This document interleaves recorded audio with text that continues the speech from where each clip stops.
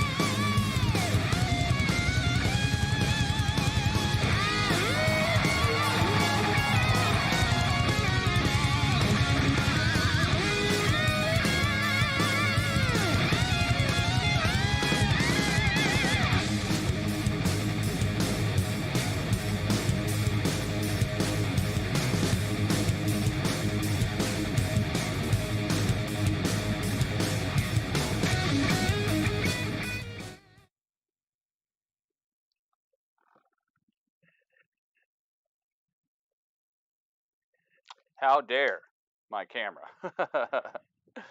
All right, here we go.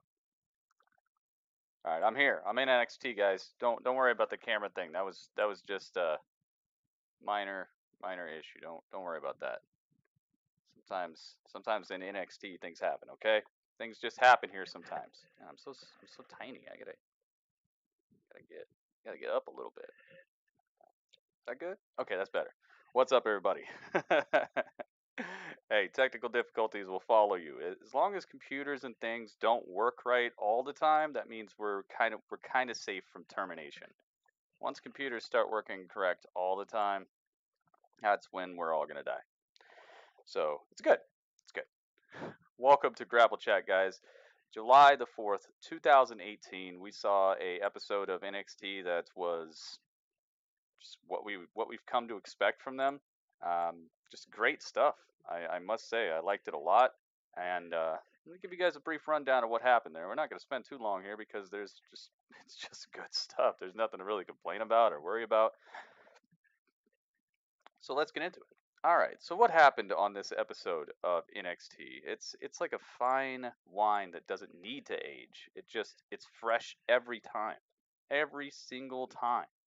Start off the show and it is oh gosh, dude. I'm not exactly sure. Oh, they started off with yeah, there we go. Okay. Dakota Kai. It was an unannounced match. It was something that they didn't put on the website. It was Dakota Kai versus oh gosh, what was her name? She's got a very gosh, I can't remember her name. It was Dakota Kai versus a lady who was very good in the ring. Actually, she had a cool look to her.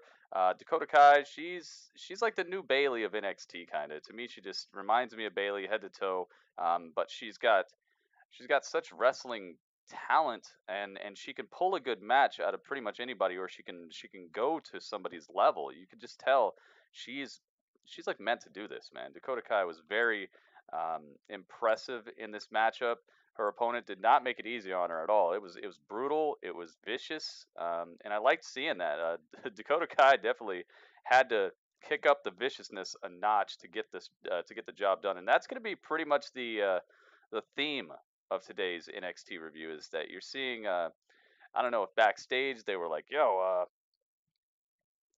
can you guys just be really vicious today? Because we'd like to see that. You know, it's going to be the 4th of July episode. Let's just give people some viciousness." It just seemed like a backstage. Everybody got the memo. Like, this is what you do today. Be vicious. Dakota Kai gets the win off of a sunset flip backstabber. I know it sounds crazy, but it did happen. Sunset flip backstabber. For the win, and I don't know anybody's kicking out of that. That move was just straight up devastating, and it was done beautifully. It was landed beautifully. The selling on the other lady's, I wish I knew her name.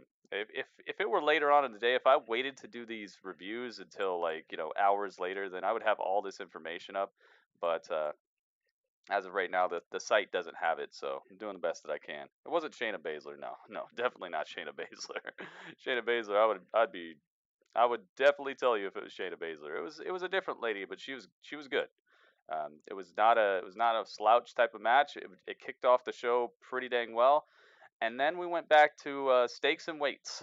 Heavy Machinery were back lifting weights and just talking, and then Otis was talking to the camera, and he had a funny line. He was like, "I like steak, and I like it thick and juicy, and I like it rare, not not not overdone, not overcooked." It's like, and he keeps going on, like he's got like a list of what he likes about steak as he's walking down the hall, and then you hear this crash in the background, and you're like, "What the heck?"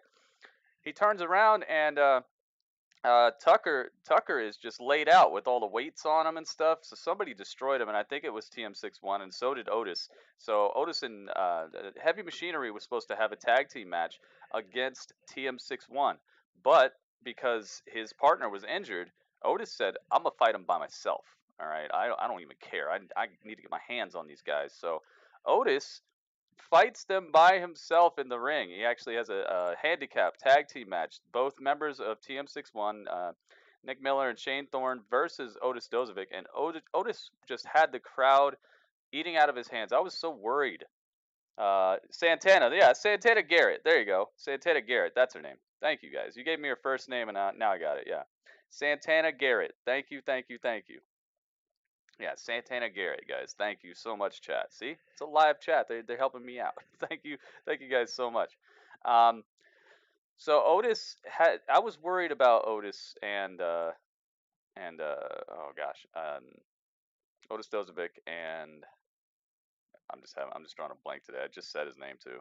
Anyway, Tucker Knight. Yeah, Tucker Knight. I was worried about them at first because their gimmicks seem very old school, which is good in a lot of ways, but also it's bad in a lot of ways as well, because the newer fans and the more casual fans, I don't think they're gonna. I didn't think they were gonna react well with that. It feels dated. It feels old. It feels vintage, you know. But they've found a way to endear themselves with a Full Sail crowd, which a lot of athletes do. I'm not going to try to overplay this, because you've seen it with Bailey, you've seen it with Ty Dillinger, you've seen it with so many athletes. Like, they endear themselves with the crowd, and you think they are the most over and cheered and hyped thing. And as soon as they hit the main roster, they're going to be the best. And then they hit the main roster, and they're on SmackDown Live or they're on Raw, and it's like, wah wah wah, and it's not their fault. I know it's not their fault, but just, man. So I'm not trying to overplay it, but I did see tonight, just a bit of a bit more of that uh, charisma and a bit more of that connection with the audience from Otis, and I loved it. I gotta say, he did a really good job. There was one particular part where he got the crowd so into it. He had Nick Thorne and Shane Miller laying down right next to the ropes, and then he goes back over there. And you hear the crowd start hyping up. I'm like, what's he gonna do? What's he gonna do? And then he does the worm, and it's so cool looking the way he does it. Like, to see a guy this big, he's built like a refrigerator, guys. I think he's almost as wide as he is tall. He's kind of got that the same thing as Rhino has. You know how Rhino is just like a box person. He's like a box troll. um, yeah, main roster is where you get forgettable. Exactly. Santana Garrett. Yep, that's it. Um, so it's really cool to see him doing the worm so effortlessly, and then he just gets up and drops the elbow on one of them, drops the elbow on the other one. I think he weighs like 300 something pounds, guys. It's incredible to see some of these athletes able to do these things. And he's definitely making it tough on both Shane Thorne and Nick Miller. Both members of TM61.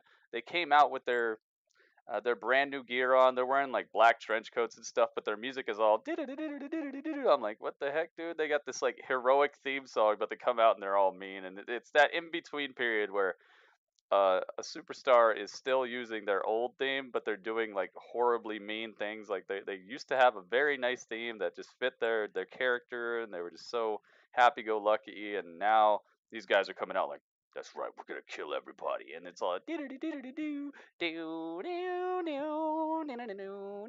it's like, yeah, you need some new theme music, guys. If you're gonna be a heel, then please get these dudes some theme, like reverse it or something, or turn the pitch down. Do what you know what they did with Neville, where his music was like superhero sounding, but all they did was just like tune it down and make it slower and add a little dun, dun, dun, dun, dun, dun at the beginning. They could do that.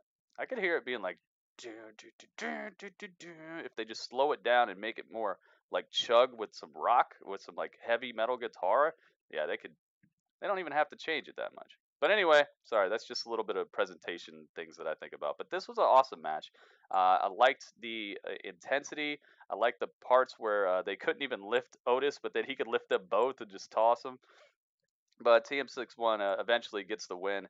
They deliver an incredible knee to his face that didn't quite crumple him. Then they picked him up, and I guess their new finisher is the guy. One of them holds the guy, and then somebody just the other member just walks up from behind and punches him in the back of the head. Like that.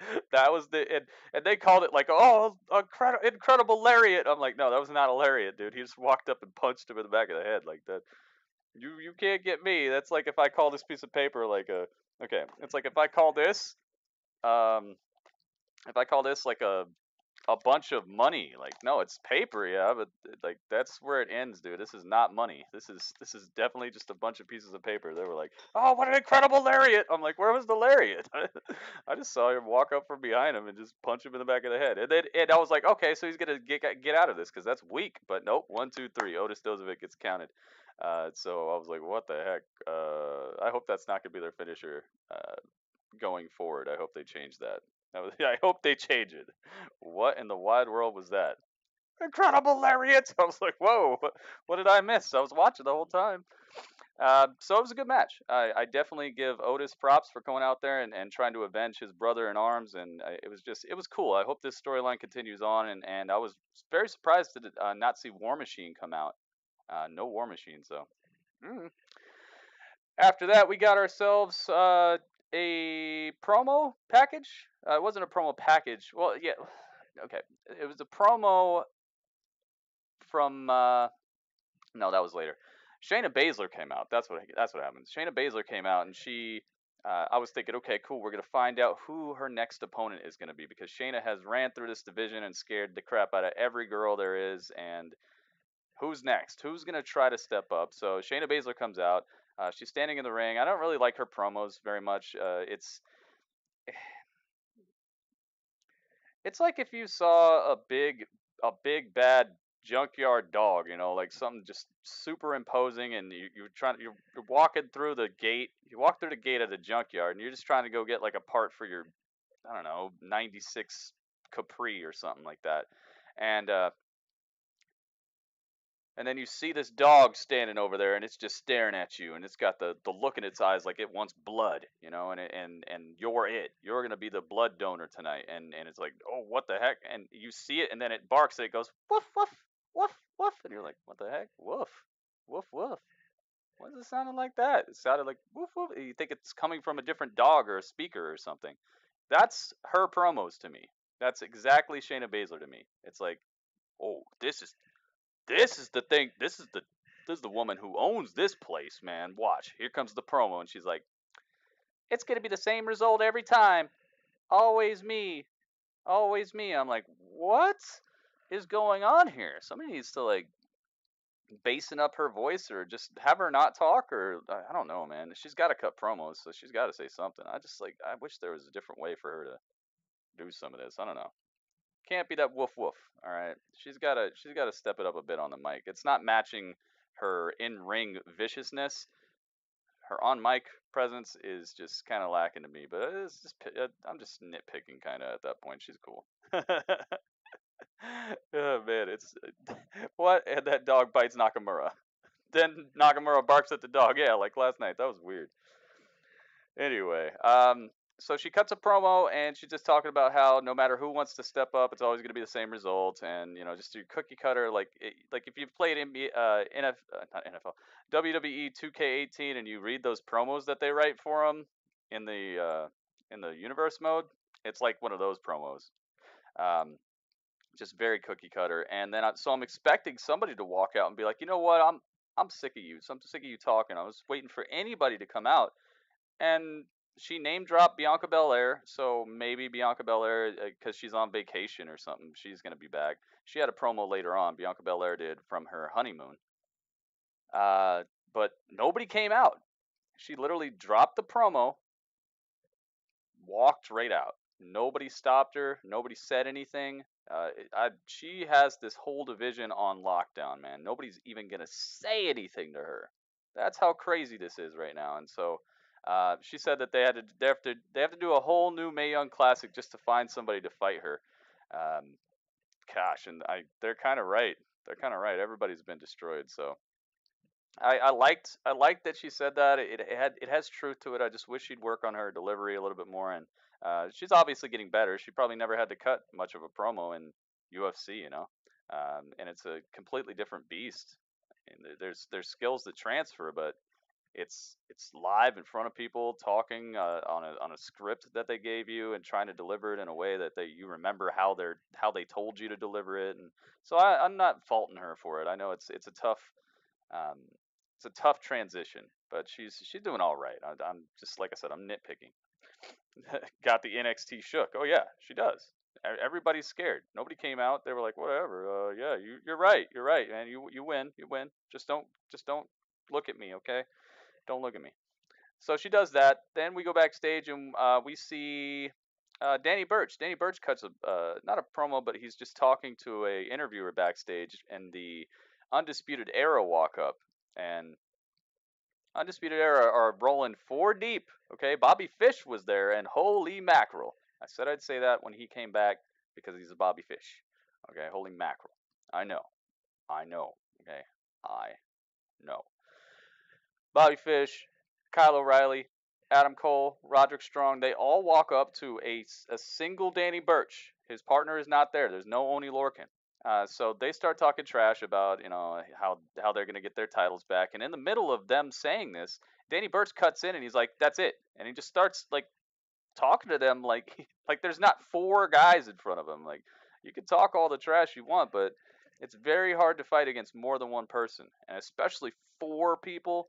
Danny Burch just basically laid him out. He didn't hit him or anything, but he laid them out promo wise because he talked trash to the entire Undisputed Era and they did nothing backstage. Undisputed Era said that they're going to get their rematch clause next week against Mustache Mountain. I can't wait to see that. They actually told us about a couple good matches that are coming up. I'll tell you guys about, but that's one of them. Mustache Mountain versus Undisputed Era next week. I wonder which two they're gonna bring. Which two members? Like, I guess it kind of has to be Roderick Strong, but I don't know. They do the Freebird rule at all? Maybe it'd be the return of Bobby Fish. I get it. Do you get it? Do you get it? Holy mackerel! You get it? So that was cool. I liked seeing Danny Burch actually presented as a guy who, when he talks, they listen. That's good. I was worried we wouldn't see him for a long time because I did hear that Oney Lorcan got injured, so I was like, well, that's done with then. But it's good. It was good. It was very, very good. Next, we saw Velveteen Dream. Velveteen Dream comes out, and Chris Dijak gets the second entrance. I don't know why they're doing this recently. Like, you probably want to bring out the less popular guy first, and then the more popular guy second, so that the crowd can like kind of build up like a crescendo of hype. You know, I would have had Chris Dijak come out first, and then Velveteen Dream come out, because then the crowd is like, oh, there's about to be a match. Oh, and there's Velveteen Dream, yeah, you know, instead of Velveteen Dream, oh, Chris Dijak, oh, cool, and then right into the match. But it works, I guess. Like I said, I just like to put in a little bit about the production here and there, because I I don't believe NXT is perfect, guys. A lot of people preach about NXT like it's just perfection, and I see ways that they can improve here and there, and I do see them working on that different ways. So just got to drop these little bits of knowledge on them, and hopefully one of their production people will see it and be like, you know what, it's kind of right. This gritty guy knows what's up. We should hire him, and then I get a job with them. That'd be cool. Um, so they have just one heck of a brutal match. Chris Dijak is one of my up and coming new favorite wrestlers in NXT. He's talking trash while he's throwing him around. He's like, it's time to go flying, and he just grabs him and throws him. I'm not kidding. He says this. I think he said it's time to fly. Grabs him, tosses him, and Velveteen Dream just on the other side of the ring. And the whole time he's talking trash. He's saying, I forgot what else he said during this match, but it was very visceral to hear somebody talking um, so um, so proud and so like determined in there, but also nonchalant at the same time. He mixed it all together. It was very nice. Chris Dijak was definitely keeping Velveteen on his toes. He was actually very dominant through a lot of this match. Eventually, they end up outside. Velveteen Dream, he rolls to the outside because he's just getting destroyed. He's crawling, then he stands up and he's kind of woozy. So Chris Dijak starts climbing up on the outside. He starts trying to climb up the turnbuckle so he can drop something on Velveteen Dream and end this. But Velveteen Dream grabs his leg. They're in this corner over here, right behind me, that corner on the outside. Velveteen Dream grabs his leg and pulls it out from under him, which sends Chris Dijak's head directly into the freaking steel steps. All his body weight, everything. Wow! I'm thinking, dude, this is a count out right here. This is over with. But Chris Dijak makes it back to his feet. Gets into the ring at like the count of 6 or 7, and then that's when Velveteen Dream hits him with this weird twisty DDT thing that he does. I don't know. I like his Death Valley driver, but that it's like the Sister Abigail, but he like puts his arm around you all weird and then does it. It kind of goes with his gimmick, you know. So I do kind of like it. It fits. DDT's the heck out of him, and it's the 1-2-3. So Velveteen Dream finally gets a win. I don't know when the last time Velveteen Dream won was. I think it's been over a month since I've seen Velveteen Dream actually lifting his hands in victory, guys. And I'm talking about I'm talking about NXT. I'm talking about at pay-per-views. I'm talking about at the Royal Albert Hall when they were doing the UK Championship tournament thing, dude. The guy cannot get wins for some reason, but he got one tonight, and it was a very good match. I liked it. He got in at 7. You can't hear me. Too many fireworks. Oh boy. So then we get to the match that everybody's thinking about. But later on, of course, like I said, there was that the Bianca Belair backstage thing where, well, she wasn't backstage. She was on vacation. She was just like laid out trying to get a tan or something. And she was just on her phone talking about how people are tweeting her and they need to worry about themselves. And she just being dismissive and just playing up her heelish role, which I like. But if she's going to be facing off against Shayna Baszler anytime soon, it's going to be... I'm not one of these people who cares about the heel-face dynamic. I think if you put two heels in a ring together, they can pull off a great match as long as they know how to play off of each other, and as long as they could tell a compelling story, it's good. I'm fine with it. I really don't care if one's a face and one's a heel. It does bring a different dynamic to it, but it's kind of corny to me sometimes when it's a heel versus a face. It has to be, G.I. Joe.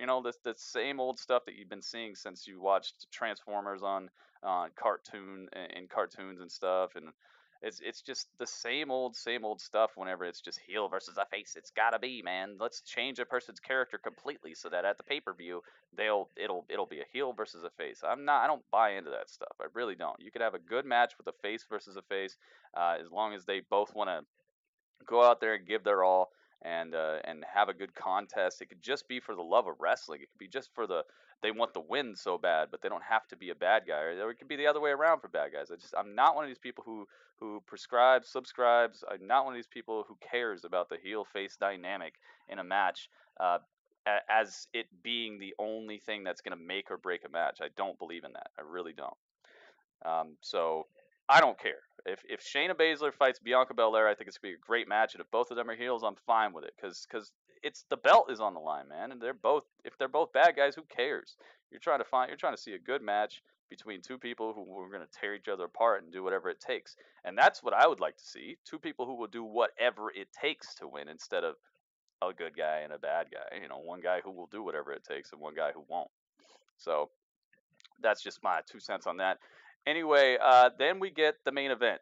I'm not sure that I missed anything here. I probably did, but it's all good. It's all good, guys. It was just a great episode of NXT overall. Main event, Johnny Gargano, EC3. There was no Aleister Black. There was no Tommaso Ciampa. There was no Lars Sullivan. I think Lars Sullivan, they said last week he had a fracture, and they even showed the X-ray. So I don't know when he's coming back, but jeez. No Street Profits, no Ricochet, no. Gosh, man, the list goes on and on. There's a lot of people. War Machine, as I said before. There's just a lot of people not shown on here, which is good, man. It makes them seem special when you do see them. I just wish they would lengthen NXT to like an hour and a half, maybe. Now I don't want it to go to 2 hours like SmackDown or 3 hours like Raw, but just another half an hour would be good. Just like one more match, or maybe one or two more matches, or one more match and one promo or something like that. It's succinct, it's good, but it just seems over so quickly. I've even seen NXT episodes end in like 50 minutes. Like they've cut it that short before. And that's fine, half short, twice strong. That's what NXT does, but it's such a good thing. So I wish there was a good equilibrium where they could extend it a little bit, but not do it crazy. And they're probably thinking the same thing, but they don't want to mess with a good thing. So I understand. If it's not broke, don't fix it, kind of. Johnny Gargano, EC3. The match starts out very pedestrian. This match starts out very, gosh, how else can I put it? Pedestrian's like the best way to put it. It was the match that you were thinking you were going to get. It was going to be okay. EC3 just rocking the house, destroying Johnny Gargano for the first little part of this, but nothing outstanding. Like there was nothing super noteworthy at the beginning of this. As the match goes on, though, and it was really weird because of how they were presenting Johnny Gargano last week, on how he was like so out of it. He was just staring at the wall, and And they showed him at the start of NXT. They showed him walking up with all the people outside lined up to get into the arena, but he was walking with his suitcase.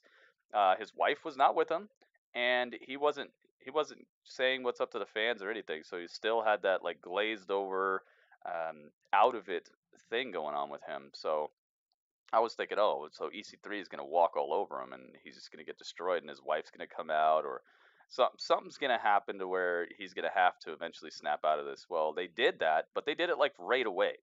He came out, and he was just hype all of a sudden. So it was like, are you happy to see the fans, or are you not happy to see the fans? Because I just saw you walk past all these people outside. EC3 is giving high fives to people. He's not saying anything.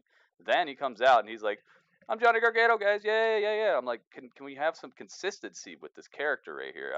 I love the work he's doing, but there's a consistency issue. If from outside to inside you're acting two different ways, that's strange to me. Then the match starts and he's just fine. He's fine. He's after him. He's wild. He's trying to beat him down. He's going after him on the outside, chasing him down. EC3 is using a little bit of his wild of Johnny Gargano's wildness against him, and he gets the upper hand for a good portion of this match. Johnny Gargano just something snaps in him, and he starts. You can kind of tell that he was supposed to be seeing Tommaso Ciampa instead of EC3, so he was just going crazy. And there came one part in the match where he had unloaded so much damage on EC3, and he looks at him and he goes to the corner and he takes down his knee pad, and I'm like, dude, don't do this. This is not you, Johnny. This is not you, Johnny. So he runs up, EC3. He reverses it. Looks like he's going to hit his finisher, but Johnny Gargano reverses that, puts him in the Gargano escape. But EC3, he's so strong, he just crawls his way over to the ropes and then gets out of it. But Johnny won't release the hold until the very end of the count, so he doesn't get disqualified. Then he runs back over, does it again. He won't release the hold until the very end of it. And then he runs up and hits him with the knee, the exposed knee. So Johnny's losing it, man. He's definitely losing it, which is good. That's good storytelling. This is what I was talking about last week. I'm like, show me, don't tell me about it. Show it to me. Show me he's losing it, which they did a really good job at the end of this match doing. But there's just that weird gray area between when he was outside to inside to in the match where he was just playing two different characters or something. I don't even know. So he knees EC3 to head. EC3 rolls under the bottom rope and he's on the outside. Johnny Gargano hits him with a vicious draping DDT a la Randy Orton. How Randy Orton does it, he just spiked him into the mat with just blatant disregard. Rolls him up, gets the pin. 1, 2, 3, game over. Johnny Gargano wins, and they go off the air with that. Johnny Gargano standing there and just weird. I don't know. Just strange. Very strange ending. And it just feeds into the fact that Johnny's losing it, man. He's losing it. I don't know where they're going next. Also, EC3 came out right when Velveteen Dream was celebrating his victory, rolling around in the ring and all that stuff, doing what he does. So maybe they're going to have a feud between EC3 and Velveteen Dream, because EC3 didn't even wait for Velveteen to leave the ring area or anything, and Velveteen is just looking at him like, okay, I see you. So that's another thing that I'm looking forward to in the future with NXT is possibly Velveteen Dream versus EC3. I think those two could pull off a pretty dang cool situation in the ring and also outside the ring, because EC3 has got this like flamboyant type of style where he's supposed to be the best, and it's EXT or whatever. So it's like his place now, and Velveteen Dream can definitely play off of that and also be kind of be his normal character, and I think those two things can play off each other very well. They said that next week we're gonna have Adam Cole versus Danny Burch. I don't think it's for the North American Championship, but I would like for them to put it on the line because I don't think he's defended that title in a month yet. So I think every title should be defended at least once a month, unless there's like some weird extenuating circumstances. I think every belt should be defended at least once a month, or at least you know, something tangible. Oh, he did defend it, didn't he? Did he defend it at the Royal Albert Hall? I think he might have defended it there.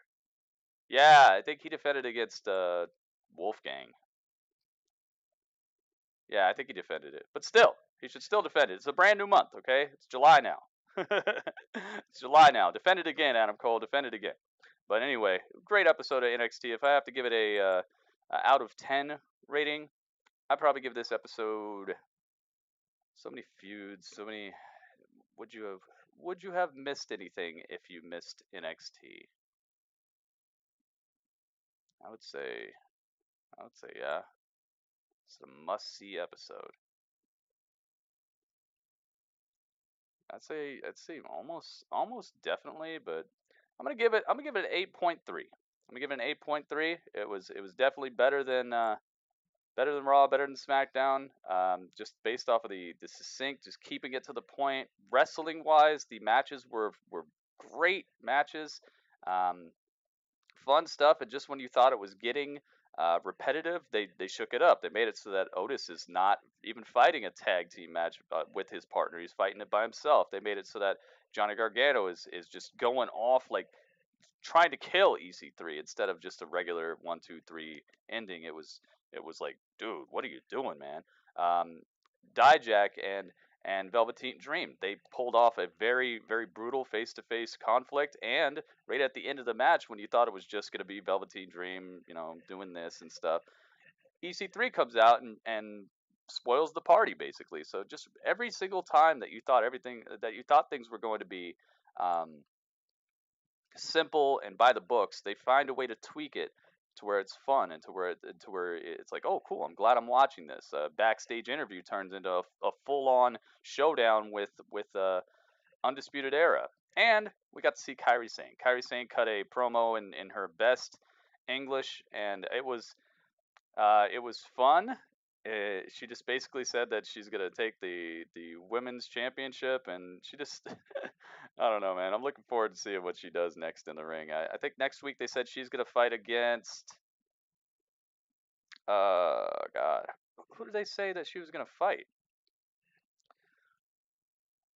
I would hope it's Bianca Belair, but I don't think it's gonna be. I think she's having a fight next week.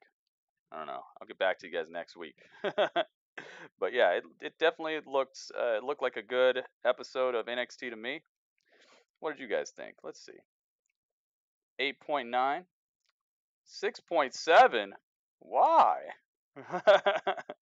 Well, that's your opinion. 7.3, 7.0. Ay, ay, ay. You guys are tough on NXT. What was wrong with it? What was wrong with this episode of NXT, guys?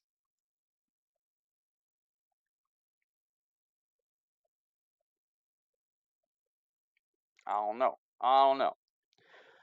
But I hope you guys had fun. Thank you so much for checking out this review. Thanks for hanging out with me. The live chat, you guys are always on the dang thing. Thank you so much for hanging out with me. Thank you for sharing your Vanessa Bourne. That's who. Yeah, Vanessa Bourne. There you go. She's fighting against Vanessa Bourne next week. Kairi Sane, Vanessa Bourne. That's going to be a cool showdown.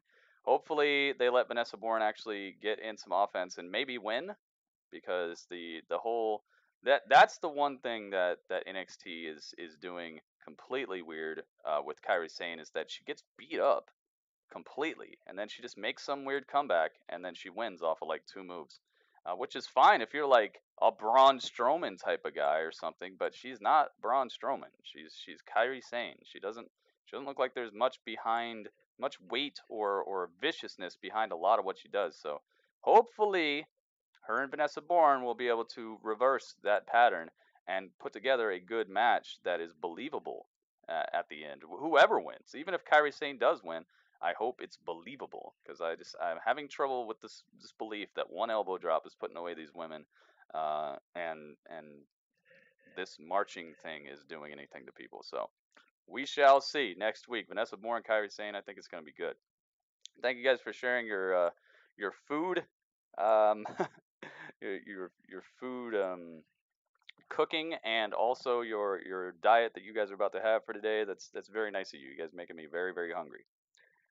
Thought Raw and SmackDown was forgettable. Yeah, that's why I'm wondering why people are giving NXT a 6. Like, what are you comparing it to? What did you give Raw then? What was Raw this week? But thank you guys so much for being here. Thanks for hanging out on the Grapple Chat July 4th edition. I'm gonna be over on my Twitch channel a little bit later. I hope to see all you guys there. I think it's gonna be a fun day, fun little hangout, and I will see you guys then. Gritty Urban and Grapple Chat out.